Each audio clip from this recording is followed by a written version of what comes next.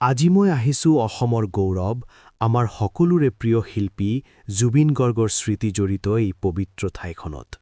এই ঠাইখনত থিয় হৈ এটা বিশেষ অনুভৱ হয়।